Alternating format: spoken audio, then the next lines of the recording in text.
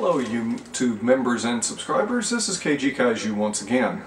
Now this video was a request made by, I would say his name, but I'm not sure if I would say it correctly, so I'd rather put it in a bubble.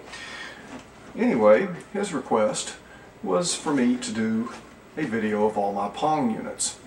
Now many of you probably are aware of the 1975 Atari Pong, but many of you may not know that Odyssey, the Magnavox Odyssey, or shall I say Magnavox, put out their own line of Pong units.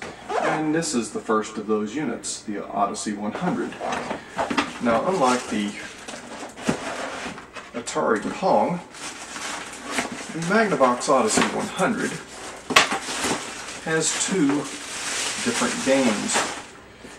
Now of course with the Atari Pong you have just the tennis game, but the Magnavox Odyssey 100 also has a hockey game.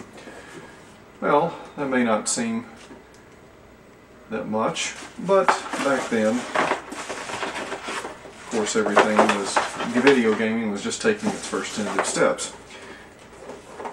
However, one deficiency that the Magnavox Odyssey 100 has is its lack of digital on-screen scoring.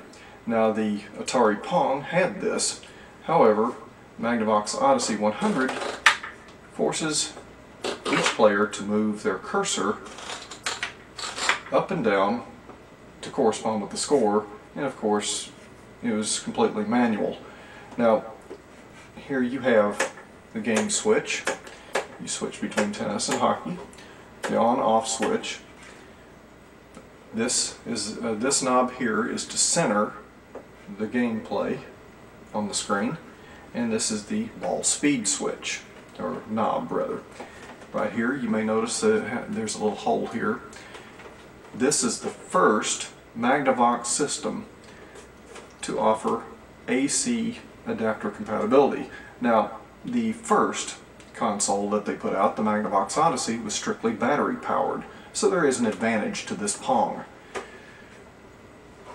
Now here are the three knobs here on either side. You'll notice if I center that on the screen, this is player 1's set of knobs, and this is player 2's set of knobs.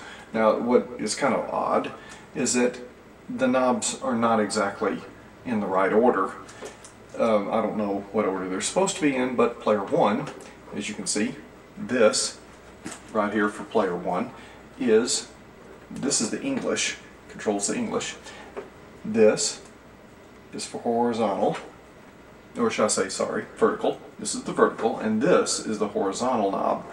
Now on the opposite side, for some reason the English is on the bottom, the horizontal is in the middle, and the vertical is on the top. I don't have any idea why they did that. Now turning the unit around, you'll notice that there is a screw in the back, and this can be removed with the normal flathead screwdriver, and a person can open this case up and work on it if they wish.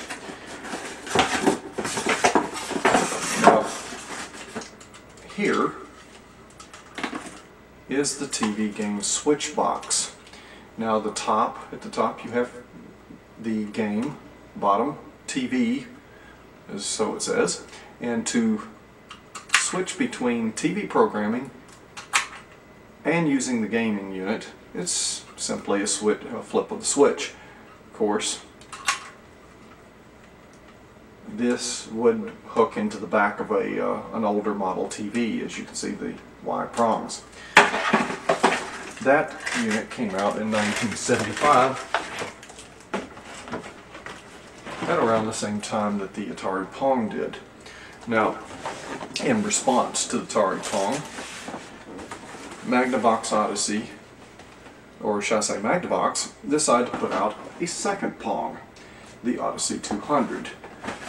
Now, this did have a little difference that or an additive, shall I say, that the 100 did not have, and that is the inclusion of the game Smash, which is kind of like racquetball. Now, this unit as you can see in the box, is just like the 100, except of course the color has changed. And they wanted to compete with the Atari Pong, but unfortunately they still maintained the regular manual scoring here, as you can see. It was a carryover from the 100.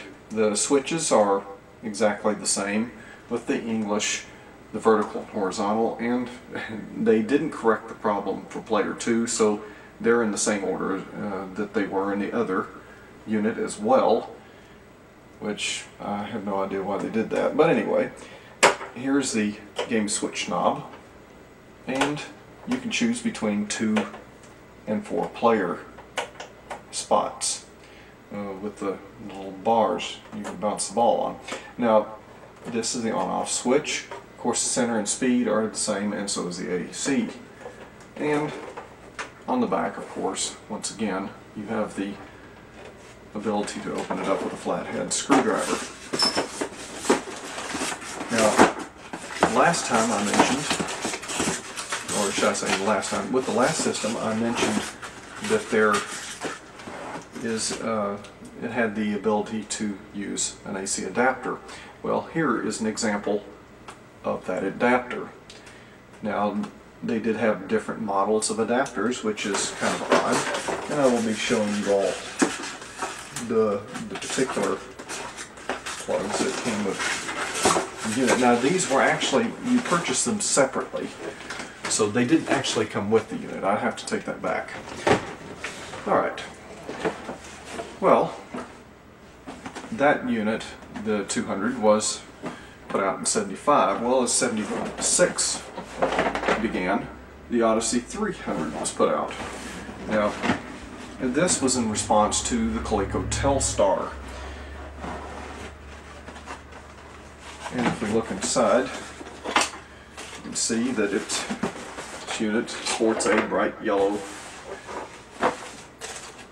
coloration there. And here's the AC adapter for that. Now, you'll notice that it is not square like the other. Why they have different AC adapter models, I do not know. The amperage and the wattage is exactly the same. Now, with this unit, the vertical and horizontal knobs are actually, they do away with them, and it's incorporated into the gameplay. Now, this is strictly to put English, and player 1 and player 2. That's all these knobs were for. Now, here you have the different games, the game switch, and you have a skill level switch right here, and that controls the speed. And you can see the speed button right here is absent, and so is the center. Now, of course, they still have the AC adapter plug-in, and they still retain this unit still retains the ability to be opened up with a flathead screwdriver. Well, that is the end of my first video. I'll be coming back with a second part to this. As I have a lot of Pongs, it's going to require multiple videos. Well, until then,